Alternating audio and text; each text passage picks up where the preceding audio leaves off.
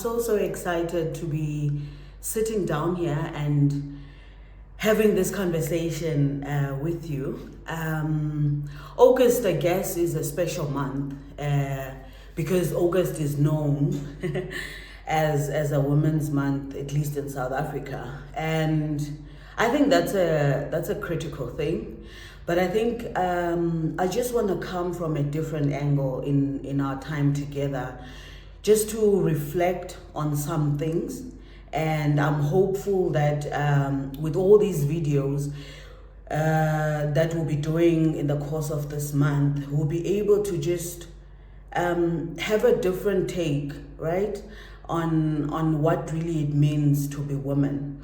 But before I get into that, welcome everybody. If you haven't liked or subscribed to this channel, what are you waiting for? Please go ahead and subscribe. I would love to have you join us, because for me, I think this journey has really we've been here now for about 3 months, and it's been a beautiful journey that the Father has taken us on.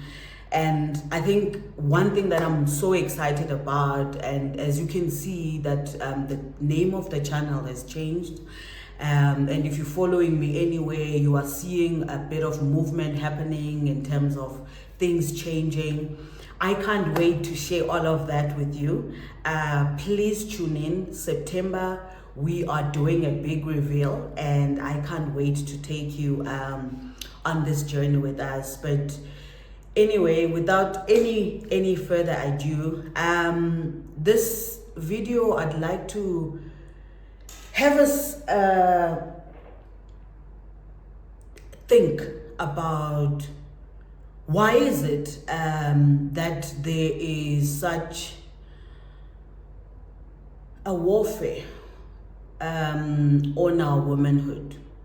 Like I explained, that I am going to be talking about all things women in the month of August. And the first part that I want to talk us through is really my observation and my experience, as well as just what is God's idea, you know. Let me take you behind the scenes. I have not always been a girly girl. I was a tomboy at heart, and I really don't know what contributed to that, except the fact that I grew up with boys. And probably that was my reaction to it. I truly don't know. But it wasn't until my daughter was born, 2013, did I ask the question, why am I a woman? And I mean, you would appreciate the fact that it's a bit late into my life to be asking that question. And I'm wondering, why is it that I waited up until this moment to be asking that question? What is your experience? I mean, have you ever wondered why God made you into woman, you know? But I think I want us to think about the deliberate attempt to move women from their femininity into a muscular view of life. And I'm going to say this because I think with my experience, everything is termed in a muscular term. I mean, society, whether not only society, whether it's books, whether it's leadership, it's everything, all of it is termed into muscular terms. And what do I mean when I say muscular terms? I mean that for you to be considered a good leader, they only stipulate masculine terms. And why is that? Why is it that we only refer to assertive, to all these masculine terminologies to depict a leader? Does it mean that God did not know that we would be leaders as well? And I want us, in these conversations to really put away emotions and feelings and really think about it, and think about when was the first time you embraced being woman, and what did that look like. And I know that there are many, many wonderful women of God out there who've been blessed with the opportunity to embrace their femininity. I wasn't one of them. And I want to talk today to those that are actually the ones questioning even the container that they are in, in our quest to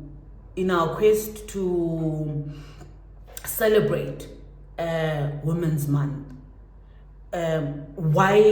What is it being women? And I'm going to talk about this more in depth in our next week's video. But this week I want us to truly consider the deliberate attempt on women. Why is the devil so set in obliterating anything feminine and giving us an masculine identity? What could it be, And I think also for me, going into the scriptures, when I began asking, like I was sharing my person, I feel like I'm all over the place.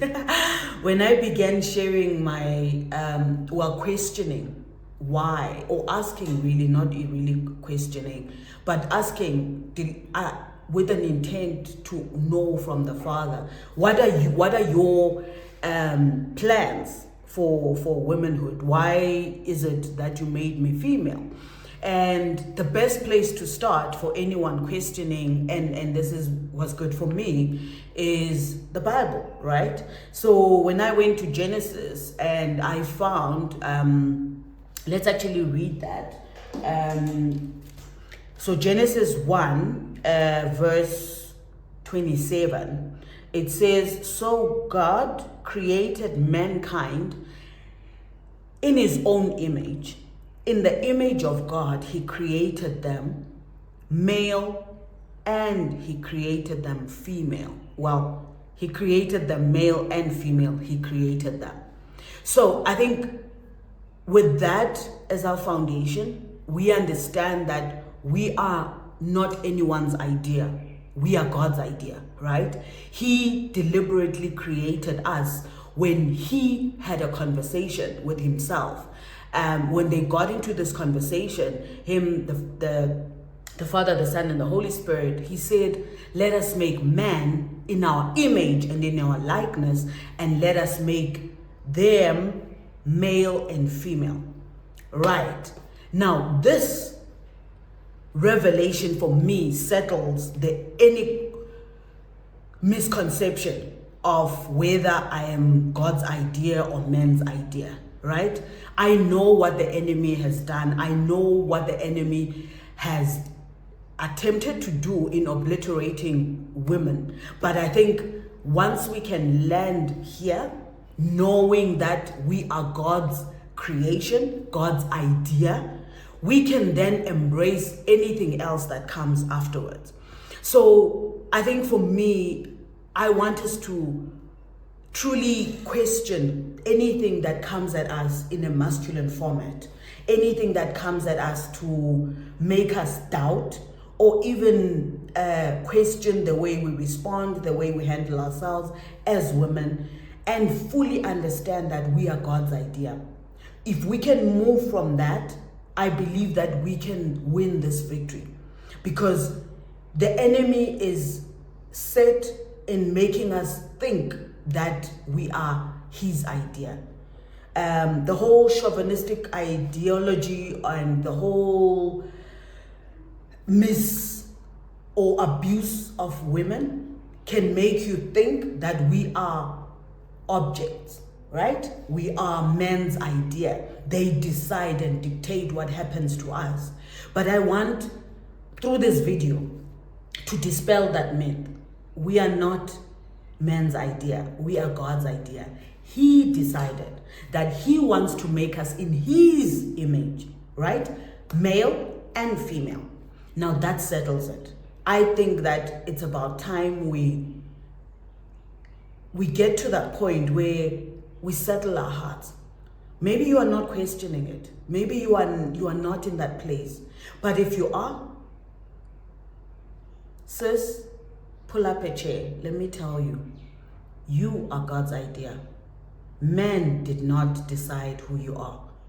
And if you can settle that in your heart, you can allow God to show you many, many more things.